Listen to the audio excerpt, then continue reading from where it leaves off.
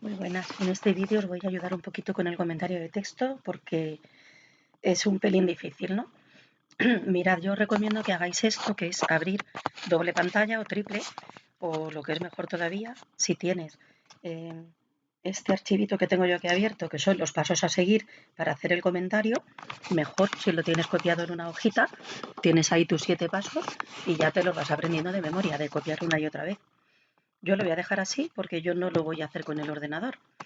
Entonces, en este caso vamos a coger uno de los textos que tenéis debajo de donde pone comentario, los textos que están debajo. Este es el segundo que aparece, que es el retrato de Antonio Machado. Mirad, si me voy a los pasos a seguir, el primero que aparece es lectura atenta del fragmento.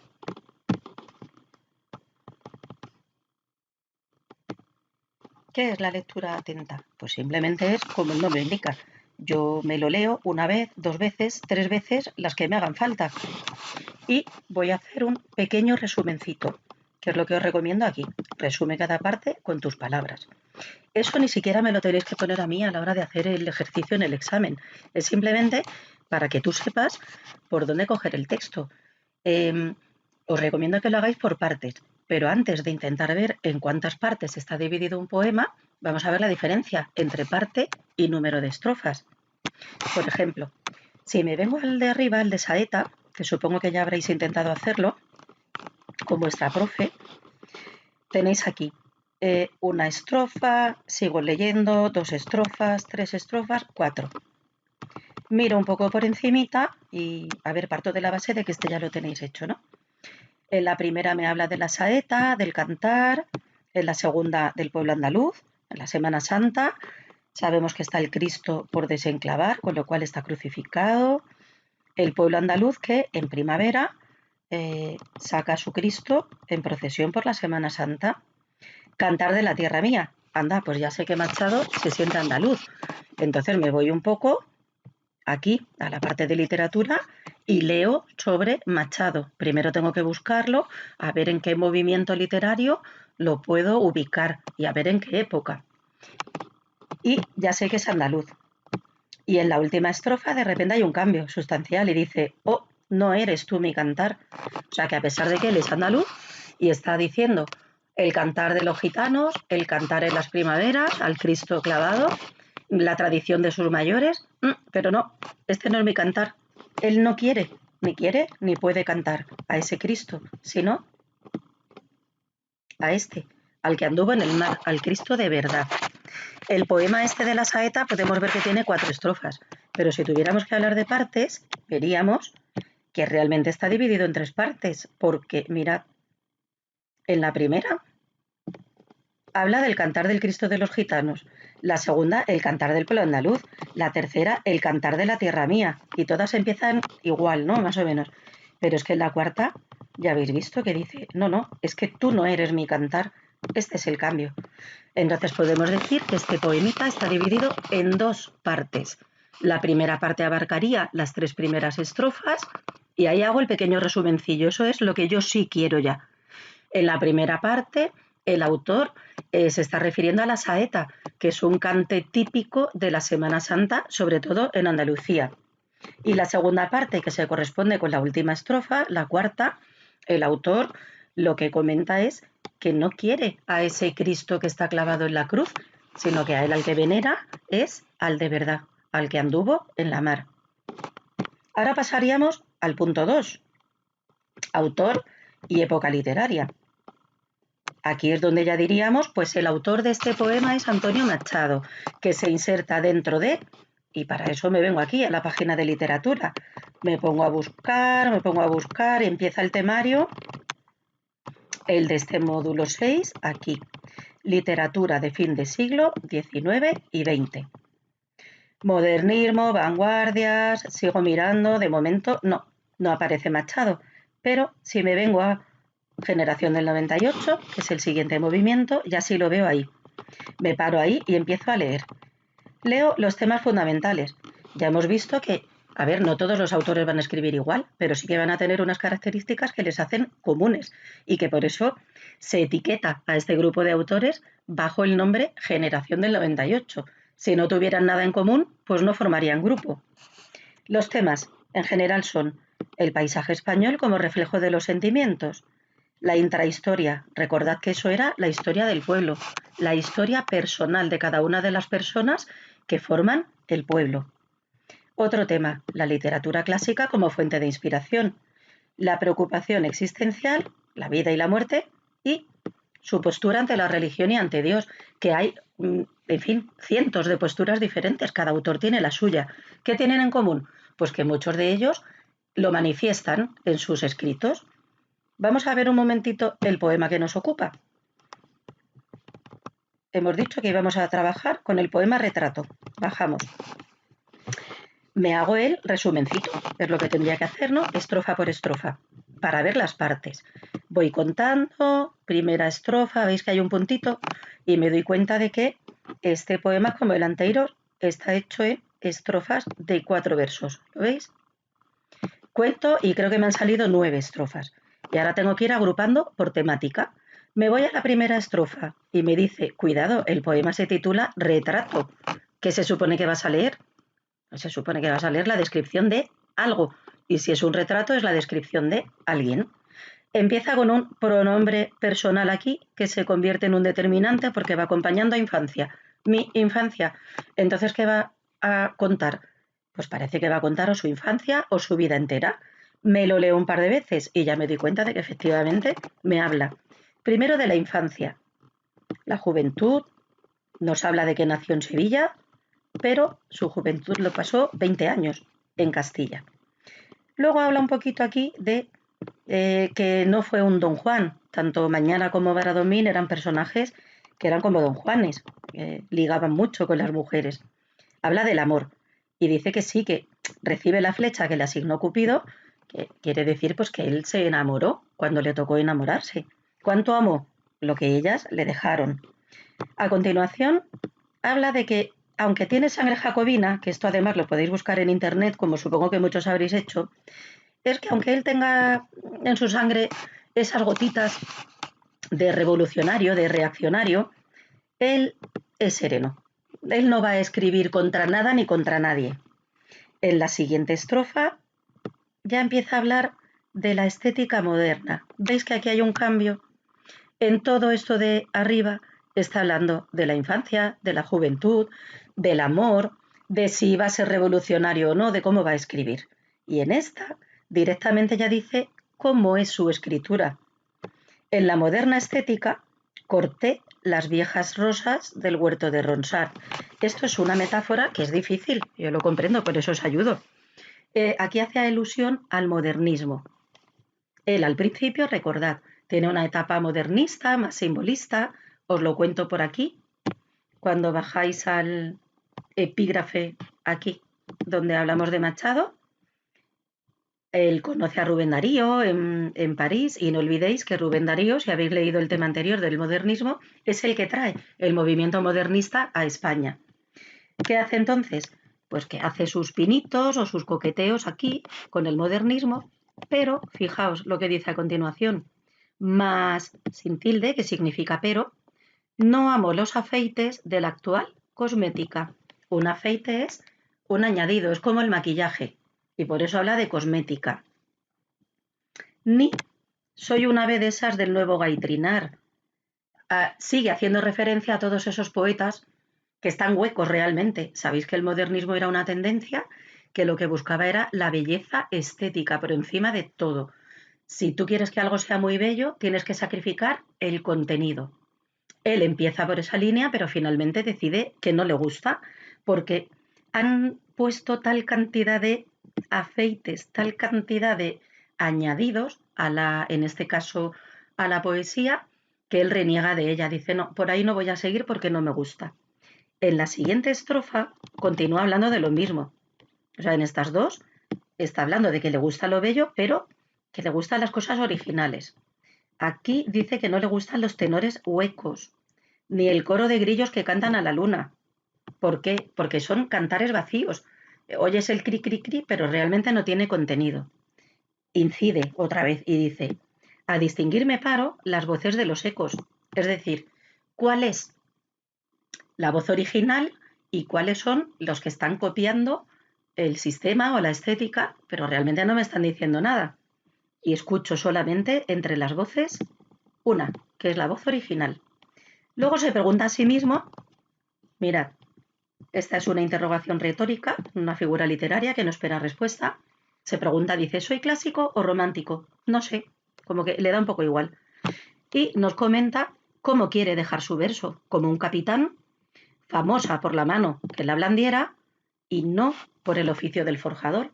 Es decir, que él lo que quiere es ser tenido en cuenta en el futuro realmente por su verso, por lo que él dice en el contenido de su lírica y no porque él fuera Antonio Machado y estuviera etiquetado bajo la etiqueta del 98, modernismo o lo que la gente quiera etiquetar. Cambia aquí un poquito y dice que él habla, conversa con el hombre que va con él siempre. No olvidéis que Machado era un gran filósofo. Y, para terminar, dice, nada os debo.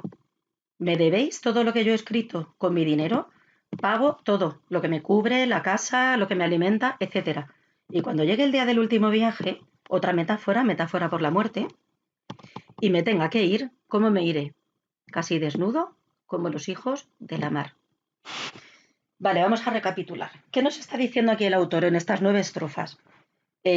Dónde nace, cómo ha sido su infancia, su adolescencia, si ha amado o no, qué movimientos son los movimientos literarios con los que él se ha sentido a gusto escribiendo, y nos habla del modernismo y de que luego llega un momento en el que se satura de tanto afeite y lo abandona y le gusta la poesía original. Y que nadie le debe, que él no debe nada a nadie, perdón, y que se irá sin nada, igual que nació, como los hijos de la mar. Veis que las 9 estrofas se pueden agrupar. ¿Dónde está hablando el autor de sí mismo, de su infancia, su juventud, de si ha sido muy seductor o no, de si es rebelde o no es rebelde? Hasta aquí, ¿verdad? Por tanto, podemos decir que la primera parte sería estas estrofas. Las marco. Sería la primera, sería la segunda, sería la tercera.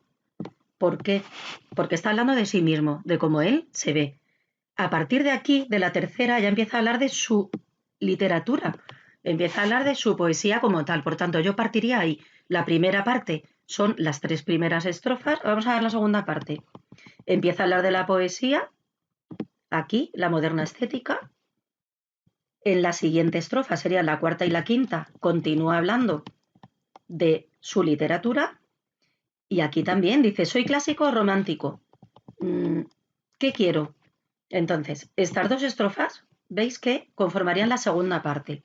Si queréis, esta última de aquí, soy clásico o romántico, la podéis meter en esta parte. Yo la metería, sinceramente. ¿Qué es lo que yo pretendo, ¿no? Con este tipo de literatura? Que no, que la queréis poner aparte.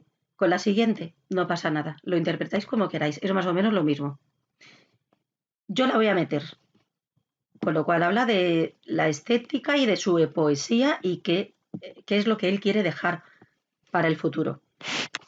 Serían 3 estrofas y conformarían la segunda parte del poema. Vamos a ver lo que nos queda por aquí abajo. Nos quedan una por aquí, donde dice que habla con sí mismo, que no debe nada a nadie y que cuando se muera se irá ligero de equipaje. Podemos dividir, si queréis, así el poema en esas 3 partes. En la primera parte, el poeta está comentando lo que ha sido su vida en general, empezando por la infancia, continuando por la adolescencia, por sus relaciones amorosas. En la segunda parte, en las siguientes 3 estrofas, está hablando sobre su literatura, en este caso sobre la lírica. No olvidéis que también escribe obras de teatro con su hermano y escribe también prosa. ¿Cómo es su estética? Pues al principio hace sus coqueteos con el modernismo, pero luego considera que está muy recargado, que es muy falso y no le gusta y no continúa con él. Y en la última parte, que sería esta, las 3 últimas estrofas, habla o comenta que él habla consigo mismo, que él es 2 personas a la vez, ¿no? Porque siempre es él y el hombre que va con él. Que cuando llegue el día de su muerte, pues que se irá muy ligero de equipaje y que él no debe nada a nadie, que está en paz con todo el mundo y que en todo caso es la gente la que le debe a él pues lo que él haya escrito, lo que él pueda dejar. Espero que esto os ayude un poquito con el comentario. Me vengo aquí. Autor y época literaria. Veis que estoy haciendo el punto 1 con el punto 2. Es que es indiscutible. Tengo que ir viendo el autor, la época, el estilo y a la vez tengo que volver al poema. Pues 2 veces, 3 veces, 20 veces las que me hagan falta. Entonces ya puedo empezar. El punto 1, repito, que es el resumen, ese es más bien para ti. Y ya empiezo yo a redactar mi punto 2. Empezaría. Este poema de Antonio Machado pertenece a el 98, a la generación del 98. Aquí os comento que digáis a qué movimiento pertenece. Dentro de la época hemos dicho 98, pero cuidado, él ya hemos visto que tiene 2 movimientos, modernismo y 98. ¿A cuál creéis que pertenece este poema? Pues tengo mis dudas, pero si vengo y veo Campos de Castilla y me vuelvo a Antonio Machado, veo qué obras escribe, las tengo aquí, obras, Soledades, Galerías y otros poemas, que es más modernista, y busco la que me ocupa, que es Campos de Castilla, y me dice que no es tan simbólica y que es 98, ya la tengo centrada y ya puedo volver a mi punto 2 y decir que el autor pertenece al 98 y que esta obra, que se inserta dentro de una obra mayor titulada Campos de Castilla, es 98ista. Aunque suene raro, el adjetivo existe, 98ista. O pertenece a la generación del 98. Ahora voy a ver un poco el fragmento este que me ocupa con toda la obra en general. Entonces vuelvo aquí otra vez. Vuelvo a ver los presupuestos del 98. ¿Veis que es que se va haciendo el punto 1 con el 2? Y el 2 lo tengo que ir haciendo a la vez con el 3. Llegará un momento en el que cuando hagáis, no sé, 3, 4 comentarios, obviéis los números y directamente no los pongáis, sino que empieces tú. El autor de este texto o la autora de este texto, tal que sería el punto 2, haces un párrafo, punto y aparte, y automáticamente sigues escribiendo, sin tener que poner 3, 4, 5, 6, que es de lo que se trata al final. Miro un poco los temas y me fijo en que, bueno, el paisaje aquí no aparece para nada, no lo voy a comentar. La intrahistoria del pueblo, sí. ¿Por qué? Porque es la historia de un hombre sin historia, o sea, él está hablando de sí mismo, entonces sí lo puedo comentar. Literatura clásica, no. Bueno, hay una referencia aquí a Jorge Manrique, pero claro, es que es un texto difícil, que es cuando habla de me iré desnudo o casi desnudo como los hijos de la mar. Jorge Manrique era un autor medieval que hablaba aquello de nuestras vidas son los ríos que van a dar en la mar, que es el morir. Allá van los señoríos a se acabar y consumir, que seguro que lo habéis leído. Y él lo que hace es identificar el río a la vida, es una metáfora. Y el río indiscutiblemente va a desembocar al mar. Y el mar sería la metáfora por la muerte. Esa metáfora por la muerte es la que utiliza Machado, que la hemos visto antes. La preocupación existencial, la vida y la muerte, ¿vale? Lo trata, pero lo trata como diciendo, el día que me muera, esto es lo que me voy a llevar, no es que profundice. Y postura ante la religión y Dios, no vemos nada en este texto, por tanto no lo voy a comentar. Entonces diría, en este punto 3, algo así como, esta obra se inserta dentro, si lo he dicho ya antes, en el punto 2 pues no lo digo, dentro de otra mayor que es Campos de Castilla, y ahora a partir de ahí lo que digo es, ¿qué es lo que yo he encontrado del 98 en este pequeño fragmento? Y pondría punto y seguido. En esta poesía podemos hacer alusión a la intrahistoria, puesto que está contando su propia historia brevemente, a la preocupación existencial, puesto que trata el tema de la muerte, de que el día que muera se irá sin nada, no tiene ningún problema con ello. Y ya está, y comentamos esos 2 puntos. En cuanto al estilo, vamos a ver el estilo. Hemos dicho que huían del prosaísmo, que utilizaban un estilo muy sencillo, muy sobrio, el lenguaje, muy directo. Pues, ¿es verdad que es así? Sí, pues entonces lo voy a comentar. Y continúo escribiendo. Sigo aquí en el punto 3, pongo punto y seguido o punto y aparte. En cuanto al estilo, encontramos que es totalmente 98ista, puesto que su lenguaje es bastante claro, conciso y el estilo bastante sobrio, para que todo el mundo pudiera leerlo. Punto. Ahora tendría que ir al género literario. Ya he dicho en un par de ocasiones que era lírica, lo he comentado, entonces no lo voy a repetir una vez más, pero sí que voy a profundizar aquí. Os pido figuras literarias, recordad. Tenéis aquí unas cuantas. Me vuelvo a mi texto. Voy a ver las figuras literarias, venga, o me hago otra lectura y cada cosa rara que vea la marco. Hemos hablado un poco de varias metáforas y hemos hablado de una interrogación retórica que estaba aquí. Me reviso un poquitito esto del epígrafe este, ¿no? El enlace, a ver si funciona, de las figuras literarias. A ver si quiere ir. Creo que aquí os he puesto simplemente 10 figuras literarias. Se pone a cargar, pero no va. Bueno, las miráis, que supongo que las habéis mirado por vuestra cuenta y con vuestra profesora también.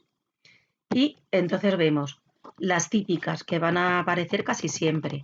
La anáfora, que sabéis que es cuando se repite al inicio de verso la misma palabra. Puede ser una, pueden ser dos. Mi infancia, mi juventud, mi historia. Ahí tengo una anáfora. Pues me lo marco aquí en sucio, lo pongo, o le pongo un círculo, o lo encuadro y lo marco. Y me pongo aquí anáfora, anáfora, anáfora. Voy a primero marcar para luego recapitular. Continúo. Sabéis que hipérbatos, que es el plural de hiperbatón, no hiperbatones, por favor. Los hipérbatos son la alteración del orden lógico de la oración. El orden sintáctico lógico de la oración es sujeto, verbo, complementos y dentro de los complementos, directo, indirecto, circunstancial. Pues voy a buscar, seguro que hay más de uno. Aquí, por ejemplo, ni un seductor mañara, ni un bradomín he sido. ¿Qué veis ahí raro? Lo lógico sería, yo no he sido ni un seductor mañara, ni un bradomín. Por tanto, el verbo está al final cuando tenía que estar delante, ¿no? Verbo y luego complementos. Y así seguro que encontráis más de uno. Pues te marcas aquí, hiperbatón, busca 2 o 3 y ya está. ¿Qué más? Las metáforas, por favor, siempre va a haber metáforas. Otra muy importante es la personificación o prosopopeya, que es esa de atribuir cualidades humanas a algo pues que no es humano. Cuidado, cuando cantan los grillos y demás, pues quizá le estoy dando ahí personificación, ¿verdad? Pero cuidado, porque los pájaros sí que cantan. Y el grillo, el ruidito que hace, el cri-cri, realmente no es el canto, lo que hace el grillo. Entonces yo creo que ahí no le está atribuyendo nada. Y así miráis un poco las figuras que os llamen la atención. A veces hay antítesis y es bueno reconocerla. Cuidado con estas, porque sabéis que hay una figura retórica que consiste en la acumulación de enlaces, de conjunciones, ¿no? Que es la polisíndeton. Aquí no es que haya polisíndeton, es que se repite. Sería un caso de anáfora. Polisíndeton es cuando hay muchas, por ejemplo, y cuando llegue el día, y cuando esté a partir la nave, y cuando nunca vuelva, y me encontraréis, eso sería polisíndeton. Si coincide que hay un par de ies, para nada, en todo caso sería anáfora. Ya está, ya he mirado un poco todas las figuras, he visto mi texto, lo tenía un poco sucio. Se trata de ensuciarlo al principio para luego poder hacer un buen comentario. Vuelvo a mi texto, a mi punto 4, ¿no? Y como ya había dicho que era lírica, voy a ver las figuras literarias y lo comento. Había puesto un punto y aparte, pues empiezo. En cuanto a las figuras literarias que encontramos en este texto, podemos citar la anáfora. Por favor, no me hagáis una lista. Podemos citar 2 puntos. Anáfora en el verso 5. No, es un ejercicio de redacción.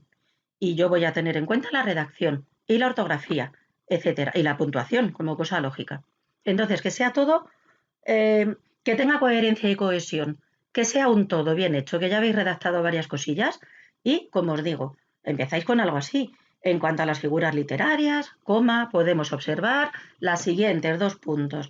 Encontramos anáfora en los versos y los numeráis, o ponéis entre paréntesis el ejemplo, que es mejor todavía. Ponéis el número de verso, os lo vais poniendo aquí, ya sabéis, de 5 en 5 ponéis 5, 10, 15, para ir rápidamente a ver cuál es el verso, y ponéis un puntito y seguido.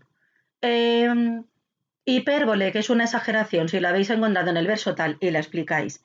En este caso, interrogación retórica, cuando el autor se cuestiona a sí mismo si es romántico o clásico o lo que sea. Punto y seguido. Metáforas, y aquí sí tenéis que parar también a explicarlas. Todas las figuras hay que explicarlas. Si hemos dicho esta, que cuando llegue el último viaje, pues diremos, y varias metáforas. Una de ellas es tal, la siguiente es tal. La del huerto de Ronsard, que hace referencia a la estética modernista. El último viaje, con la que se refiere a la muerte. Lo que quiero es que esté muy bien redactado. Esto no es difícil, se trata de redactar bien. Ya he hecho el punto 4, ahora voy a atender un poco a la forma. La forma es qué estrofa es la que tiene, en qué estrofa me estoy moviendo. Para eso tengo que medir los versos, tengo que ver cuántas estrofas hay, lo mido, me doy cuenta que son más o menos de 14, a mi trabajo acudo con mi dinero pago, sí, son alejandrinos, pero me voy al apartado este, el enlace que tenéis de tipos de estrofa, busco y resulta que no encuentro ningún tipo de metro o eh, un tipo de estrofa en general, un tipo de métrica que lleve ese nombre, que sean versos de 14 sílabas divididos en estrofas de 4 versos y que sea una composición con 9 estrofas, pues no encuentro ninguna. Entonces, lo que voy a poner que es simplemente que es versificación libre. Y comento pues que los versos son de 14 sílabas, por tanto se llaman alejandrinos, y la rima, le voy a hacer un poquito de caso a la rima, voy a observar cómo va. Recordad, si es arte mayor, la letra siempre en mayúscula. Si es arte menor, en minúscula. Arte menor hasta 8 sílabas inclusive. Arte mayor de 9 en adelante. Vamos a ver la rima. Illa, illa. Esta sería A mayúscula. Ero, ero. B mayúscula. La primera estrofa lleva la rima A, B, A, B. Voy con la segunda. No puedo poner otra vez A. ¿Lo veis? Porque esta es diferente. Sería C. Ido, ido, ario, ario. Entonces sería C, D, C, D. Y si os dais cuenta, continúa así todo el poema. Es todo el tiempo así. Va alternando dos rimas en cada estrofa. Pues lo comentáis. No encontramos ninguna composición determinada que tenga este nombre. Se trata de versificación libre. Los versos están agrupados en estrofas de 4 versos y el tipo de metro es el alejandrino, con rima consonante AB, AB. Y ya lo tenemos. Nos quedaría el punto 6, que es el contenido. Esto es relacionar este pequeño fragmento, si no lo has hecho antes, con el libro entero. En este caso, el libro entero es Campos de Castilla. Entonces, lo único que tendría que hacer, como ya lo he comentado antes, he trabajado el estilo, he trabajado los temas del 98, lo único que tendría que hacer es resumir de qué va mi texto. Pondría punto y aparte, porque voy a hablar del contenido. En cuanto al contenido, observamos que el autor lo que hace es un autorretrato de sí mismo, de lo que ha sido su vida. ¿Hay algún otro tema secundario? Porque claro, el tema principal es su retrato. ¿Qué otros temas secundarios hay? Y vamos comentando los que habíamos dicho en las distintas estrofas o en las distintas partes. Por ejemplo, un tema secundario sería lo del modernismo, recordad. Y aquí lo que hago es explicarlo. En este poema, además del tema principal que ya hemos comentado que es el retrato de sí mismo, el autor trata el de la estética modernista y lo explicáis de nuevo un poco más en profundidad. Que tú lo has explicado muchísimo ya arriba, todo el modernismo, toda la estética de Machado. ¿Lo has justificado bien? No lo pongas, no pasa nada, te vas directamente al punto 7. Pero párate y míralo. ¿Hay algún otro tema? Hombre, está el tema de que él dice, no os debo nada, a nadie le debo nada. No olvidéis que él se tiene que ir de España, entre otras cosas, porque él era republicano. A lo mejor alguien le ha tildado de que estaba, no lo sé, teniendo alguna serie de favores, quién sabe. Y él dice que no, que lo que tiene, además se fue con muy poquita cosa, no es que fuera un ser rico. Si te hace falta volver a la estructura para justificar el tema, vuelves. La estructura es lo que hemos dicho, las partes en las que se divide el poema. En este punto, mirad, tenéis aquí los tipos de estructura. Aquí esto sirve bastante para el contenido. La inductiva es cuando tú empiezas hablando de lo general para llegar a algo particular. Por ejemplo, estoy hablando, imaginad que es un árbol, lo que estoy describiendo, en este caso es una descripción, ¿no? Y empiezo a hablar de cosas generales, ¿no? Pues de raíces, o hablo luego de la copa, o hablo luego del tronco o del fruto, y al final a donde yo quiero llegar es al árbol en sí. La estructura deductiva sería al revés. Yo te presento el árbol entero y luego te voy diciendo las diferentes partes. La deductiva es la que utilizan los detectives. Oh, ha habido un asesinato o un cadáver en la biblioteca. Voy con la lupa, voy a deducir y voy buscando, con lo cual voy al revés, es de lo particular a lo general. Otro tipo de estructura es esta, que es la circular. Es cuando empiezan hablando de una cosa, vuelven a otras cosas distintas, se van a otros temas y al final vuelvo otra vez al principio, al mismo tema con el que empecé. Hay muchos tipos, no os preocupéis, no os rayéis, como decís vosotros, intentad encontrarla si os sirve. Y la conclusión. Repito, la conclusión es el resumen de todo lo anterior, pero tú no tienes que llegar y ponerme otra vez todos los puntos, sería absurdo. Es que lo revises todo, que si no has dicho algo que te parece importante, pues es el momento de decirlo, y lo que sí que quiero aquí en la conclusión es tu interpretación. Aquí no es, me ha gustado, no me ha gustado, el autor escribe bien, uy, qué mal escribe, jamás. Es comentar. ¿Qué hace ahí el autor? Valóralo. ¿Es lógico que Machado esté hablando de sí mismo en Campos de Castilla, que hable un poco de sí en cuanto a la intrahistoria, etcétera, o no? Y os pongo aquí el ejemplo, ¿vale? De cuando hablábamos de Espronceda, ¿recordáis la canción del pirata? Y el estudiante de Salamanca. ¿Y qué pasa? Él pertenece al romanticismo. Ya recordáis cómo era el romanticismo. Entonces, si, por ejemplo, Espronceda firmase un texto de humor, hombre, chocaría bastante, ¿no? Porque eso no entra dentro del ideario romántico, que estés hablando de humor. Eso, ahí es el momento de comentarlo. Aquí, en el punto 7, concluiríamos diciendo, pues si queréis, en conclusión, coma, o por todo lo anteriormente dicho, coma, y a ver si con el tiempo podemos incluso esas dos fórmulas quitarlas, de manera que sea, vengo del punto 6, pongo punto y aparte, y ya termino. Si es la última, el último párrafo, yo ya sé que es tu conclusión, no me hace falta que me digas en conclusión. Y entonces dices, este poema se puede insertar totalmente dentro de la generación del 98 a donde pertenece su autor. Es un poema típico, aunque no hable, y por ejemplo me puedo venir aquí a decir un poco los temas que no aborda. Visteis que antes trabajamos los que sí, eh, y recogimos 3. Pues los otros 2 que no aborda, pues los puedo comentar, ¿por qué no? Y digo, pertenece al 98, aunque no aborde temas típicos como la representación a través del paisaje del estado de ánimo o la referencia a los clásicos, lo que a ti te parezca. Y ya terminas. ¿Qué es un poema de amor? Pues aquí, por ejemplo, el siguiente, mirad. El siguiente es el de A un olmo seco. Este se puede interpretar de dos maneras. Cuando lo leáis veréis, que supongo que lo habréis leído, es un olmo al cual ha caído un rayo y lo ha hendido, lo ha partido por la mitad.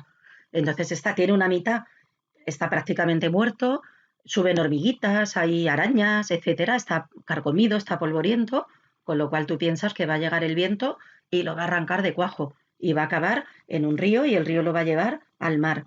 Pero de repente hay ruiseñores que cantan en sus ramitas y de repente le sale una ramita verde, una ramita, y esa rama verdecida es lo que él espera, la luz, la vida, una nueva esperanza.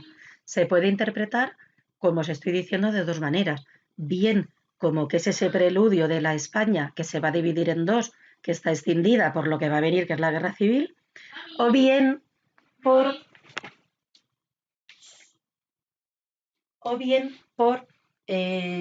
que su mujer estaba muy malita y al salirle esa ramita al olmo, pues él entiende que hay un atisbo de esperanza de que la mujer, pues que la primavera traiga otro milagro y la mujer no muera.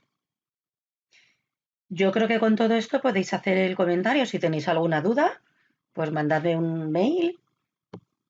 ¿De acuerdo? Como haya salido en el vídeo, te estrangulo. Aida.